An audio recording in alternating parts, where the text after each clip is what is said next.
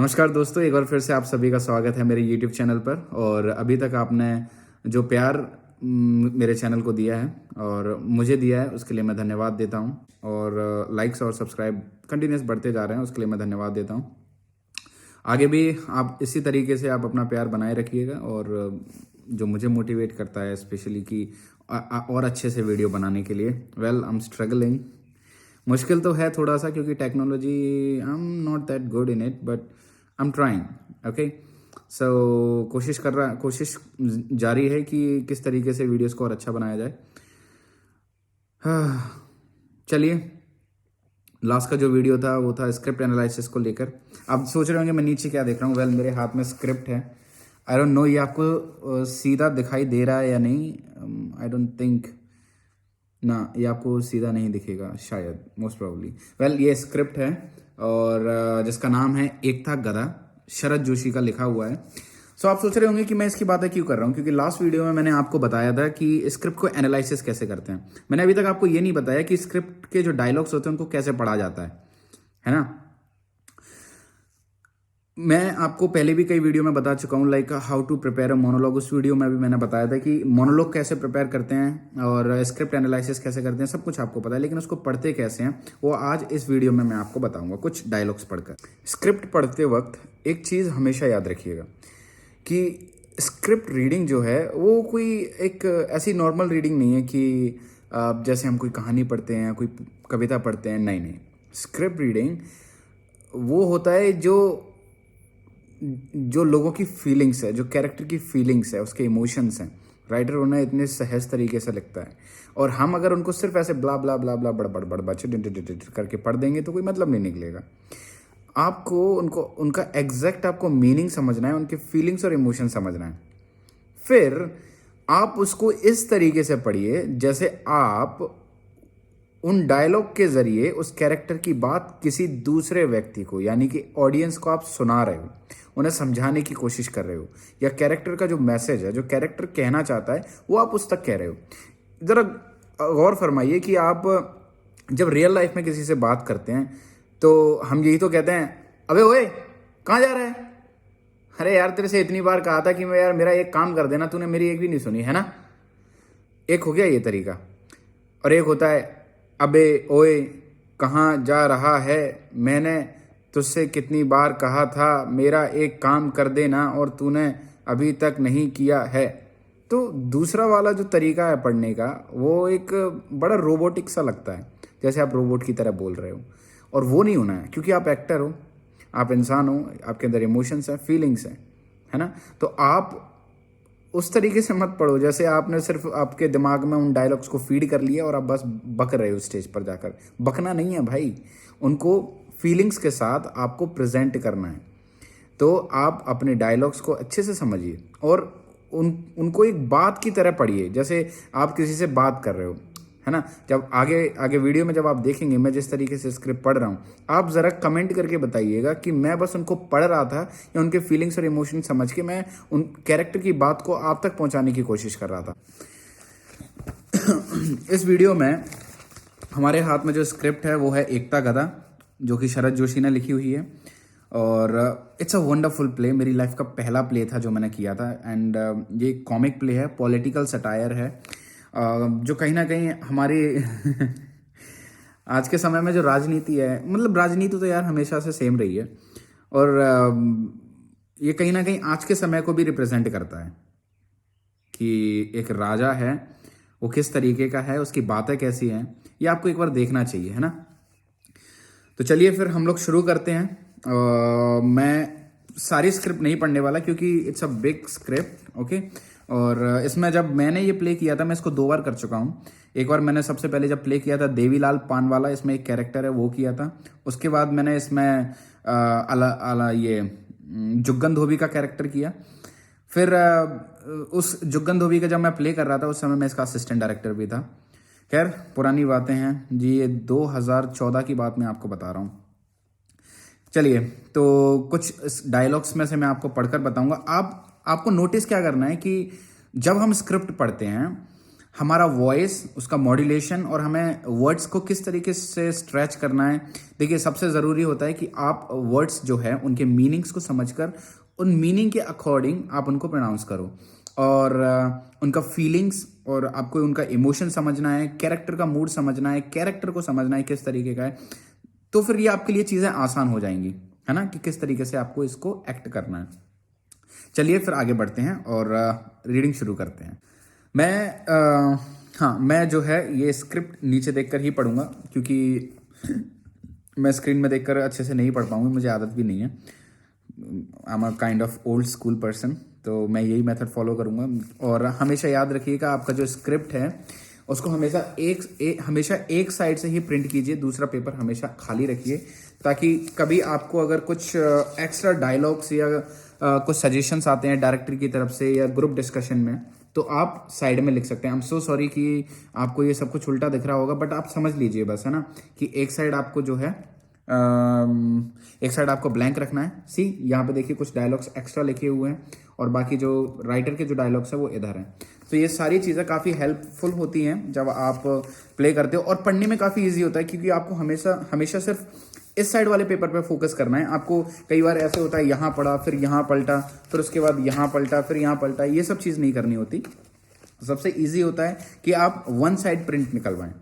Okay, मैं आपके लिए आप स्क्रीन पर देख पाएंगे अपने डायलॉग्स, और आपने बस उनको देखना है, मुझे सुनना है, आप मुझे भी देख पाएंगे। मैं कोशिश करूंगा दोनों चीज़ें एक कुछ करके एडजस्ट करने की। ऑलराइट, तो चलिए मैं पढ़ना शुरू करता हूँ। नवाब कहता है, हजारों लोगों की ये भीड़ एक आईना है। यह भीड़ जिसमें अपना अक्ष बनाए रखना और कोशिश उसे बनाए रखने की राजनीति है। अरे जिसके लिए अगर जरूरी हो अगर, तो एक लाश नहीं, लाशों का अंबार भी खड़ा करना पड़े तो गलत नहीं है। अगर बनाए रखना है राजनीति, यानी अक्ष कायम रखना चाहिए। सबसे जरूरी है तस्वीर और उसका कायम रहना। आदमी बेमानी है, तुम या कोतवाल या अलादत खां या जो भी हो, सब गधे हैं। जिसका फर्ज है तस्वीर को, हमारे अक्ष को ढोना जिसमें उसका फायदा है, और हमारा काम है गधों को तस्वीर ढोने के लिए मजबूर और जोश में रखना। अगर इनकार करें तो विद्रोही को कुचलना। और चाहे तुम चिंतक हो या कोतवाल, अरे कलेक्टर हो या कवि या जो भी हो, गधा हो या अलादाद। यहां पर दो चिंतक के डायलॉग हैं, मैं उनको स्किप करूंगी, सीधे नवाब के डायलॉग पे आता हूं। अरे एक मुर्दा, सिर्फ एक मुर्दा जिसे मैं कंधा दूं। अरे मैं नवाब इस मुल्क का, सब देखेंगे। अरे कहेंगे, जब देखेंगे तो कहेंगे कि नवाब एक आम आदमी, एक साधारण गरीब आदमी की लाश को कंधा दे रहे हैं। अरे मतलब इज्जत है उसके दिल में, ईमानदारी, मेहनत और कुर्बानी की। कोई बताए, अरे मुझे बताए कि मैं क्यों गया था उस अनजान सिपाही की समाधि पर फूल चढ़ाने जो मर गया। अरे जंग में सरकारी जूते पहनकर स्टोर में इश्यू कराई वर्दी की रक्षा करते हुए, अरे मैं क्यों गया था? सिपाही के लिए नहीं, अरे उस तस्वीर के लिए जिसे बचाना और चमकाना मेरा मकसद था, जिसके लिए भेजा था मैंने उस सिपाही को जंग में। जब बाढ़ आती है या सूखा, तब गांव में कंबल बांटने या फल देने, मरीजों को अस्पताल में या इनाम इकराम, बच्चों को स्कूल में आखिर क्यों? किसके लिए? तुम्हारे लिए या अलादात के लिए या इतिहास, साहित्य या दर्शन के लिए? अरे थू, हे हुल्लू के पट्टो, हालांकि तुम भी अपनी जगह ठीक हो, क्योंकि तुम लोगों की वजह से भाषा का एक अंदाज कायम रहता है जो आखिर काम आता है उसी तस्वीर के। अब यहां पर आपको समझ लेना चाहिए कि राजा की जब इस तरीके की बातें हैं, आप समझ लीजिए कि भाई ये वो हैं जो हमारे समाज को चलाते हैं। जिनके लिए आम आदमी एक गधे के बराबर ही है ना। कोई मतलब नहीं रखता, इनको अपने फेम से मतलब होता है। खैर, राजनीतिक बातें हैं, हम कलाकार आदमी हैं, कला की बातों से मकसद रखते हैं, कला की बातों से ताल्लुक़ रखते हैं, मकसद इज़ रॉन्ग वर्ड, ताल्लुक़ रखते हैं। अलादत खां इसमें एक अलग कैरेक्टर है। तो होता यूँ है, फिर वही बात आ जाती है, अगर मैं आपको अभी सारी स्टोरी बता दूंगा आप स्क्रिप्ट नहीं पढ़ोगे, और भाई स्क्रिप्ट पढ़ना बहुत ज़रूरी है, समझे। थोड़ा सा बता देता हूँ। राजा अपने आप को, ये जो नवाब है वो फेमस करना चाहता है। उसको पता चलता है कोतवाल से कि कोई अलादाद मर गया। अब राजा को लगता है अलादाद एक आदमी है, जबकि रियल में जो मरता है वो एक गधा होता है। ओके, जुग्गन धोबी का एक गधा होता है जिसका नाम वो अलादाद रखता है। लास्ट में जाके उसको पता चलता है, अरे यार ये तो गधा मरा है। और राजा सबको प्रॉमिस कर चुका होता है कि भाई एक आदमी मरा है और मैं इसके शव को कंधा दूंगा तो मेरा जो है, मेरी शोहरत और बढ़ जाएगी, लोगों के दिलों में मेरे लिए और जगह बन जाएगी। जब उसको पता चलता है कि यार एक गधा मरा है और मुझे उसकी लाश को कंधा देना है, सनक जाता है भाई, कसम पूरा सनक जाता है। खैर, राजा कोतवाल को बोलता है कि कुछ भी करो अलादाद को लेकर आओ, आदमी होना चाहिए। कोतवाल को पता चलता है कि अलादाद नामक एक आदमी भी है। अब बेचारा अलादाद फंस जाता है। अलादाद एक आम आदमी है। अब उसकी बातें सुनिए, आपको समझ आएगा, उसकी बातों से समझ आएगा। देखिए, यही होता है, theatre is not just about acting. आप लोगों की साइकोलॉजी समझने लगते हो डायलॉग पढ़ते पढ़ते। अब आप पढ़िए, आपको समझ आएगा। देखिए, अलादाद खां कहता है, देखो मुझे ये कैरेक्टर मुझे पता है, मैं पढ़ चुका हूं, तो मुझे पता है इसका इमोशन क्या है ना, मैं उस इमोशन के साथ पढ़ूंगा। मैं हमेशा बाएं से चलता हूं, क्यों मैं खड़ा रहता हूं, सिपाही के हुक्म का कानून मानता हूं,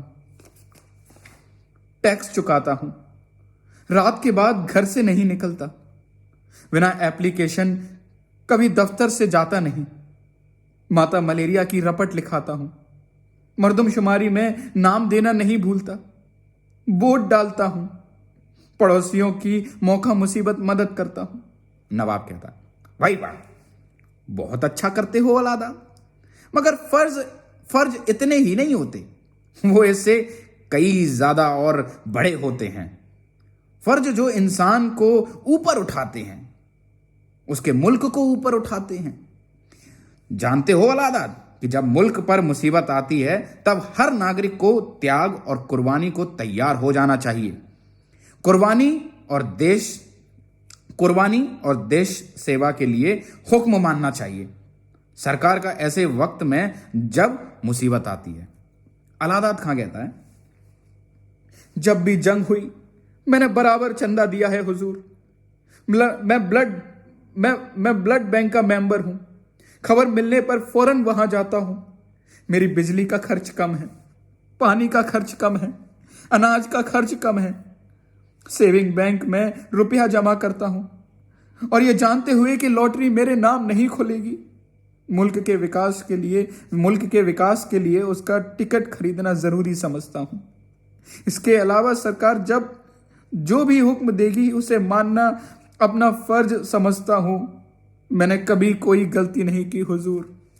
नवाब, हमारे दिल में तुम्हारे लिए बहुत इज्जत हो गई है अलादाद खां, जिसका होना जरूरी भी था, क्योंकि कुछ ही देर बाद लोग अपनी आंखों से देखेंगे कि हमारे दिल में तुम्हारे लिए कितनी इज्जत है।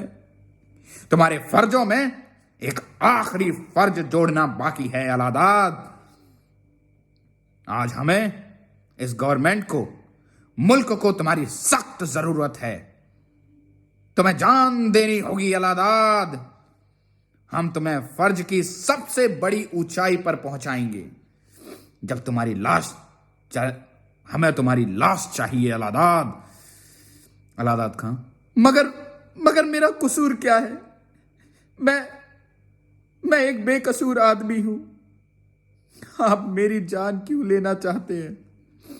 नवाब कहता है, इतिहास नहीं पढ़ा तुमने, लगता है तुमने सिर्फ नागरिक शास्त्र पढ़ा है, इतिहास नहीं पढ़ा। अब तो वक्त भी नहीं रहा, क्योंकि तुम खुद इतिहास होने जा रहे हो अलादाद। इतिहास वो तुम हो, और तुम ना होते तो कोई दूसरा होता या ना होता, मगर जो भी हो हम एक जनाजा देखने के लिए बेचैन खड़ी भीड़ को ज्यादा इंतजार नहीं करा सकते। अलाहाबाद खां, मतलब राजा को तो मजा आ रहा है ना, कि भाई तू मर, मुझे नहीं पता, मेरी शौहरत बची रहनी चाहिए। और बेचारा आम आदमी को तो हमेशा से ही मरा है। अलाहाबाद खां, आप मुझे क्यों, मेरी गलती क्या है?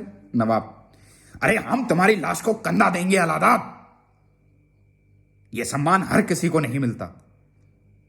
कल तुम एक खबर बनोगे, खबर, तुम्हारा स्मारक खड़ा होगा, तुम्हारे नाम पर सड़क, बाग, यूनिवर्सिटी। साले आम आदमी, इससे ज्यादा तुझे क्या चाहिए? अरे मैं भाषण दूंगा तुझ पर और तेरी बेवा को पेंशन मिलेगी, कुत्ते। जाओ कोतवाल और जल्लाद से कहो कि इसे एक मामूली अलाहाबाद से महान अलाहाबाद खां बना दे। अलाहाबाद खां महान, जिसके शव को नवाब ने कंधा दिया। जिस ऊंचाई को छूने के लिए कई लोग जिंदगी भर कोशिश करते हैं, ये कुछ किस्मत वालों को कितनी जल्द मिल जाती है। अलाहाबाद, तुम उनमें से एक हो। देखो कितनी भीड़ तुम्हारी लाश का इंतजार कर रही है, ले जाओ इसे। अलाहाबाद खां को मार दिया जाता है और राजा हमेशा की तरह अपनी शोहरत को, अपने ओहदे को बचाने के लिए आम आदमी की कुर्बानी दे देता है। वेल, आप इस प्ले को अगर पूरा पढ़ेंगे तो आप रिलेट कर पाएंगे अभी जो सिचुएशन चल रही है। अगर बहुत से लोग अगर थोड़ा सा राजनीतिक रीतियों से संबंध रखते हैं तो उनको समझ आएगा कि हमारा कोई फर्क नहीं है ना। मैं किसी का नाम नहीं लूंगा, लेकिन कोई फर्क नहीं है। आज आम आदमी जिस तरीके से स्ट्रगल कर रहा है और राजा अपनी शोहरत, अपनी इज्जत बचाने के लिए आम आदमी को कुर्बान करते जा रहे हैं, कोई फर्क नहीं है। ये राजा हमारे नवाब साहब और हमारे नवाब साहब, समझ रहे हो? कोई फर्क नहीं है, सेम है। तो भाई हम कलाकार है, जैसा हमने कहा था, कला की बातों से ताल्लुक़ रखते हैं। उम्मीद है आपको स्क्रिप्ट समझ आई होगी, मतलब डायलॉग समझ आए होंगे, और मैं जिस तरीके से पढ़ रहा था वो भी आपको अच्छे से समझ आ गया होगा। बशर्ते कि आपको कैरेक्टर अच्छे से समझना है। जब आप स्क्रिप्ट पढ़ो और मॉड्यूलेशन, आप you just need to feel, है ना, इमोशंस फील करना है। एक मेरे पास किसी ने पूछा था कि सर मैं अपने कैरेक्टराइजेशन को नहीं पकड़ पाता और उसको होल्ड करने में दिक्कत होती है। आप मेडिटेशन कीजिए, ऑब्जर्वेशन ज़्यादा कीजिए लोगों का, है ना।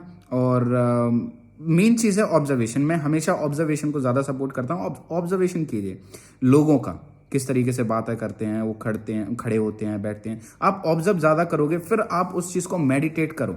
मेडिटेशन नहीं कि आप मुद्रा में बैठ गए और ओम का जाप किए जा रहे हो, नहीं। मेडिटेशन ज़रूरी नहीं है कि ऐसे बैठ कर ही होता है। मेडिटेशन आप किसी भी स्थिति में हो, आपका ध्यान आपके ऑब्जर्वेशन में लगा रहना चाहिए, बस। That's the real meditation. 24 घंटे वो आपके दिमाग में हलचल करते रहना चाहिए। वो जो कोई भी कैरेक्टर है, सपोज अगर मैं नवाब को तैयार कर रहा हूँ अपने प्ले के लिए, तो मेरे दिमाग में वो नवाब हलचल करते रहना चाहिए कि ये एक्चुअल में ये चीज़ क्या है, ये क्यों, इसकी बातों से हमें ना, ये जो डायलॉग्स हैं इससे हमें पता करना है कि यार ये बंदा किस तरह का, किस प्रवृत्ति का बंदा है, वो हमें समझना है। समझ गए? और आगे आपको जो भी और डाउट हो आप कमेंट में लिखिए, और मेरा इंस्टाग्राम आईडी भी है, आप उधर भी मुझे फॉलो कर सकते हैं और उधर भी मुझसे सवाल पूछ सकते हैं, और डेफिनेटली मैं हेल्प करूंगा। कुछ रिक्वेस्ट आई हैं मेरे पास कुछ एक्टिंग मेथड्स से रिलेटेड कि आप उनके ऊपर वीडियो बनाएं, मतलब मैं बनाऊं।